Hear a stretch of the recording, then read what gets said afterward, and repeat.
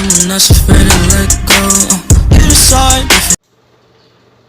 Shalom Bapak Ibu, Saudara-saudari yang dikasihi dalam Yesus Kristus.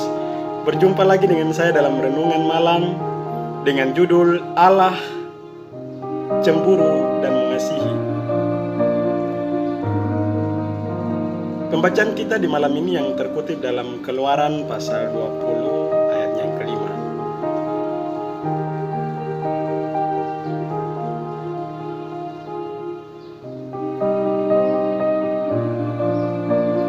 Bapak Ibu saudara-saudari yang dikasihi dalam Yesus Kristus.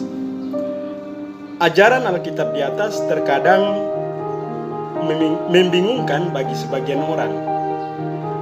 Bagaimana mungkin Allah yang baik mencemburui sesuatu? Mengapa dia bertingkah seperti anak muda yang mudah cemburu tanpa sebab? Apakah hal itu berlebihan? Sebelum menjawab pertanyaan ini, ada baiknya kita menyimak asumsi di baliknya.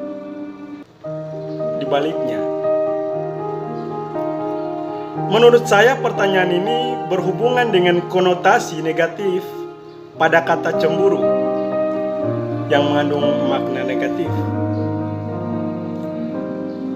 Ketika kata ini dikenakan pada Allah yang baik, maka akan timbul kesulitan dan kebingungan. Bagi orang Kristen, kesan negatif tersebut semakin mengental pada ayat yang mengatakan bahwa kasih itu tidak cemburu. Dalam 1 Korintus pasal 13 pada ayatnya yang keempat. Kata negatif di atas perlu dijernihkan terlebih dahulu. Kesan seperti ini seringkali muncul karena dipicu oleh kegagalan untuk membedakan antara kata cemburu yang dalam penggunaan bahasa Inggris adalah kata jealous dan juga kata iri hati atau dalam bahasa Inggrisnya envy. Penggunaan kata pertama, kata jealous tadi tidak selalu bermakna negatif. Artinya bahwa kata jealous ini berarti menginginkan atau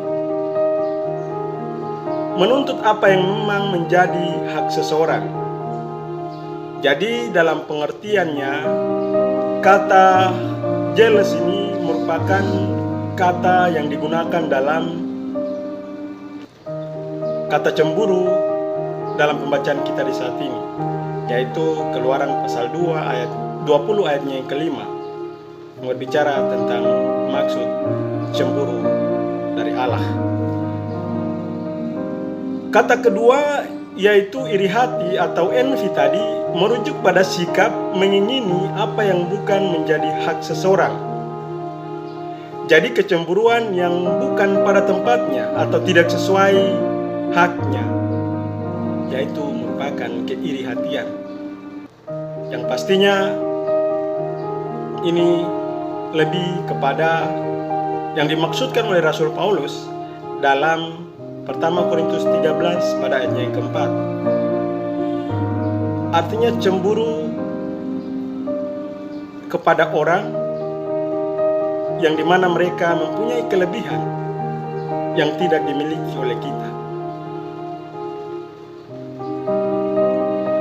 Bapak Ibu yang dikasihi dalam Tuhan Yesus Kristus, ilustrasi yang sangat tepat mungkin kita dapat menggunakan contoh kehidupan suami istri, di mana seorang suami atau istri akan cemburu ketika melihat apa yang seharusnya diberikan kepada suami atau diberikan kepada istri juga diberikan kepada orang lain. Dalam pengertian, ketika berupa hal-hal yang secara khusus seharusnya istri dapat memberikan atau perlakuan itu hanya kepada suami, juga diberikan kepada lelaki yang lain. Demikian pun sebaliknya. Hal ini yang dimaksud dengan kebenaran firman Tuhan dalam Keluaran pasal 20 ayatnya yang kelima. Artinya bahwa penyembahan itu hanya diberikan kepada Tuhan. Dalam konteks ini, ketika pada saat itu umat Israel dikelilingi oleh bangsa-bangsa di sekitar mereka yang punya ilah-ilah atau dewa-dewa Baal yang juga sering disembah oleh mereka, dan kemudian hal ini dapat mempengaruhi kepercayaan dari umat Israel. Bapak Ibu yang dikasihi dalam Tuhan Yesus Kristus, namun bagaimana dengan konteks kita di saat ini? Yang namanya mendewakan sesuatu itu mengakibatkan kecemburuan dari Allah, yang dengan kata lain juga disampaikan atau dikatakan bahwa kita adalah umat Allah yang juga merupakan kekasih Allah dalam iman atau kerohanian kita. Sehingga jika kita melakukan hal-hal yang bertentangan dengan kehendak Allah, maka yang pastinya dalam tanda kutip kita telah ada dalam perselingkuhan iman atau rohani. Dengan demikian, misalnya dalam kehidupan kita sering kita mengenal istilah orang dalam, atau sering kita mengatakan si dia boleh baik, dia sangat luar biasa, dia sangat hebat. Bapak Ibu yang dikasihi dalam Yesus Kristus, pujian kepada seseorang itu adalah sesuatu yang sifatnya manusiawi. Namun jika apa yang kita sampaikan sebagai manusia, sebagai sesama persekutuan misalnya, ketika dalam konteks itu penyampaian itu hanya merupakan suatu ungkapan yang mau mengatakan bahwa dia mempunyai sesuatu anugerah yang diberikan dari Tuhan, itu berarti dalam pemahaman yang demikian kita melakukan apa yang benar.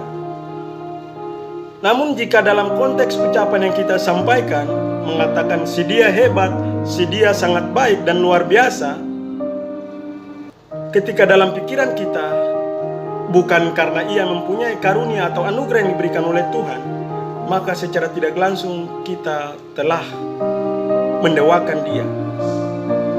Karena kita tahu bahwa di dalam dunia ini semua orang bisa hebat karena Tuhan. Semua orang bisa melakukan ini dan itu karena Tuhan. Sehingga dalam pengucapan atau tindakan dan sikap kita harus berhati-hati kepada Tuhan yang adalah Allah yang cemburu. Dalam situasi COVID-19 pada saat ini, pastinya kita semua mempunyai satu komitmen bersama untuk bagaimana mentaati aturan yang diberikan oleh pemerintah atau yang kita kenal dengan protokol kesehatan. Dari semua yang boleh kita ikuti dan lakukan, marilah kita selalu mengingat bahwa Allah adalah Allah yang cemburu. Allah adalah Allah yang pengasih, adil, tetapi juga cemburu. Cemburu dalam konteks bacaan kita di saat ini adalah jangan sujud menyembah kepada sesuatu apapun. Berarti kita tidak boleh tunduk atau mengakui kekuatan, kuasa yang lain di balik kekuasaan Tuhan. Hanya ada Tuhan, satu-satunya yang hebat, yang luar biasa, yang memberikan kemampuan bagi kita untuk melewati badai ini. Sehingga apapun yang kita alami, apapun yang kita lakukan, jika itu benar-benar sangat luar biasa dan dahsyat dalam menolong kehidupan kita, namun secara iman harus kita mengatakan bahwa bukan karena kita tapi karena Tuhan. Bukan karena pemerintah, bukan karena tim gugus, tapi hanya karena Tuhan. Karena Tuhan yang memberikan kekuatan, memberikan hikmat, bahkan nafas kehidupan, sehingga kita boleh melakukan aktivitas ini dan itu dalam seluruh kehidupan kita. Sehingga tidak ada yang dapat kita unggulkan, andalkan, tidak ada yang dapat kita banggakan, atau kita mengatakan luar biasa dan sebagainya.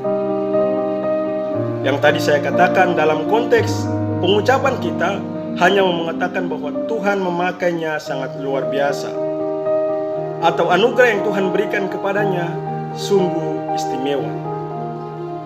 Tapi dalam konteks memberikan pujian kepada seseorang yang mengambil alih kuasa Tuhan atau mengambil alih posisi Tuhan, maka secara tidak langsung kita telah membuat Allah cemburu. Saya percaya Bapak Ibu, saudara-saudari semua selalu dikuatkan, selalu diberikan hikmat untuk memahami bagian ini, sehingga kita selalu menjadi pribadi-pribadi yang ada di tengah-tengah kehidupan kita, situasi kita. Kita mau selalu memposisikan Allah yang pertama, baik di dalam keluarga, dalam kehidupan berjemaat, bermasyarakat, bahkan di mana saja. Kita hanya mengatakan, bukan karena siapa-siapa, tapi karena Tuhan saya boleh ada hingga saat ini. Tuhan Yesus menolong kita semua dengan firman-Nya. Haleluya. Amin.